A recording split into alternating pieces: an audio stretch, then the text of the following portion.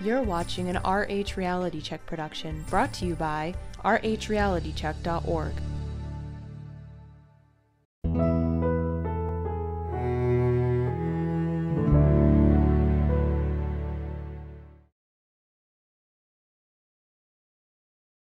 The data that just came out in January of '09, we were 10th highest teen birth rate in the nation.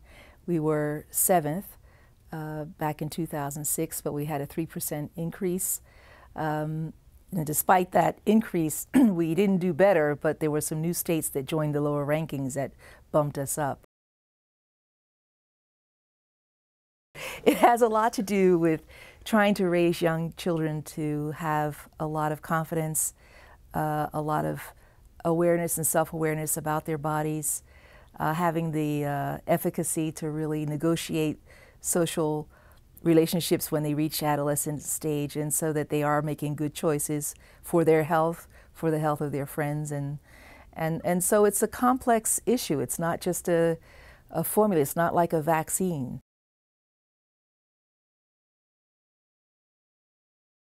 In Georgia, first of all, we have the second highest repeat teen birth rate in the nation. And so it absolutely is essential to us getting to our goal. 1 out of every 4 young women who has a baby will have her second baby before age 20 in Georgia. And that is so connected to the larger context of this issue around education, poverty, employability, strong families. And so to me, it's really, really a cornerstone of our prevention effort here in Georgia. Why would she become pregnant a second time? Very often the condition that led to the first one hasn't changed.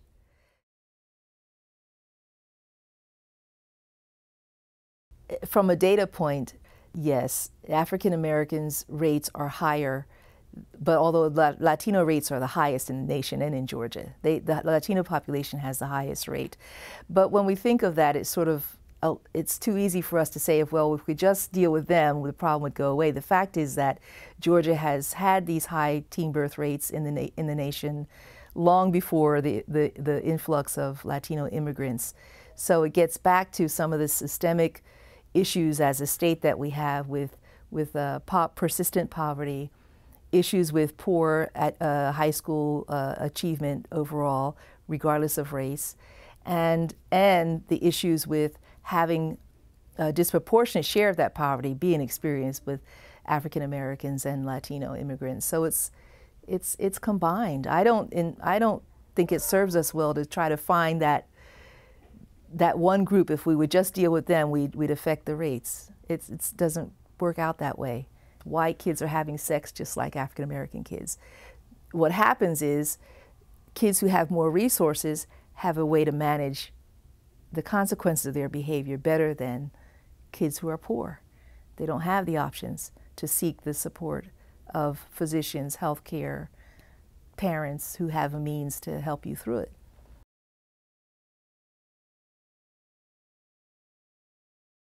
The reality is the highest teen pregnancy rates in our country were in the 50s, right? It wasn't in the public debate because you had shotgun weddings and shotgun marriages. And so families were dealing with it within family systems.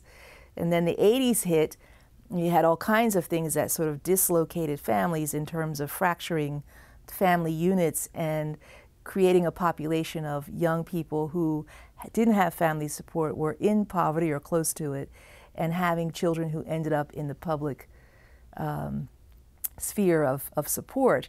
And so all this language about, why would anyone do it? Adolescent behavior hasn't really changed. What's changed is the context of that behavior.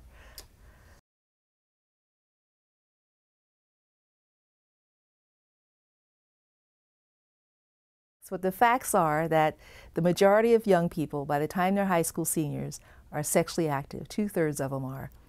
And if you can't teach what it means to manage your body and your reproductive health, then of course we're going to have the persistence of not just pregnancy, but STI rates are out the roof here in Georgia.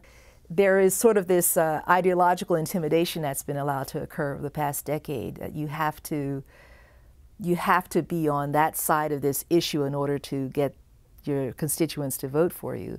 The moral calling is, what do we need to do as a community of adults to have the best experience environment we can have for all young people to thrive successfully? That's the moral calling. It's not abstinence only. It's what works. The moral calling is what works.